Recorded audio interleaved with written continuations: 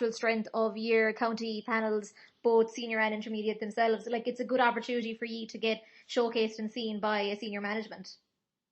Absolutely. Like, if you look at the Cork senior team that we're playing today, a lot of those girls started at intermediate. So, like, Saoirse McCarthy was player of the match when the intermediate team won the All-Ireland, and now she came onto the senior team there and scored a goal. Laura Hayes, intermediate, Linda Collins, a lot of those players came up through that, and it's a great stepping stone for a lot of the players. And it's something as well, if you're having made the senior team, and like we have a couple of 18-year-olds in our intermediate panel that are just coming up, it's great to have something to build onto the senior team next time. Yeah, I was going to say, actually, when you said it there, even the 18, 19-year-olds, because, I could be really wrong in this, aren't the underage competitions postponed as well? So it's good for them to have a platform as well to kind of build into. What is basically year-end goal? Like, what are you all hoping to achieve all as, I suppose, secondary panels for with your respective counties? Obviously, you want it to be reversed is the dream goal, but I suppose, what else are you looking for?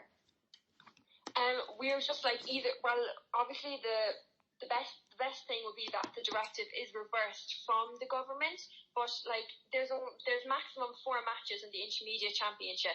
So even if it got postponed till after lockdown, or even like when they relook at it in 3 weeks' time, they're going to reevaluate everything. If they postponed it till then and just got the matches in, we'd be just going to the first week in January. Like, it's very doable for the Camogie Association to postpone the competition as well. Yeah, actually, that's an interesting point. Like, after level 5, it doesn't matter. Like, it is what it is. No, because we've contacted. I was actually on to the Wexford manager, Alan Brennan, who's contacted STD from Wexford, and he's gone on to the government and he's looked into it, and he said it's just a level 5 restriction. So, as you know, only elite teams can compete in level 5, and with the talks with NFED and the GA, they've made the definition of elite for GA as one team per county. Okay. So at the moment, only elite can go. So like, if this was phase 3, we would have been fine. It's just phase 5 now. Okay, that is interesting. And yeah, I'm not saying you'd be happy enough, but if the decision was reversed, you'd be happy enough to play well into Christmas at this stage.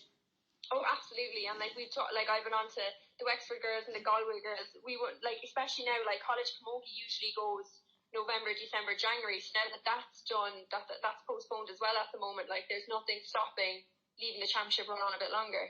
Yeah. No, it all sounds, hopefully, fingers crossed then. Reasonable. It is, I know, it's incredibly reasonable. I'll just pause the record. Stages, our last group match is going to be the 7th. Yeah. And then it's the next weekend is semi-final. So the problem now is, like, if the directive does get changed, the competition is going to move on without us, and they can't bring it back then. Yeah, actually, I was thinking that actually. Yeah, that is interesting. If it was just a couple of weeks, because there's a time constraint on it, like we need either the camogie to wait a couple of weeks or the government to issue it to change the directive after. I know, yeah.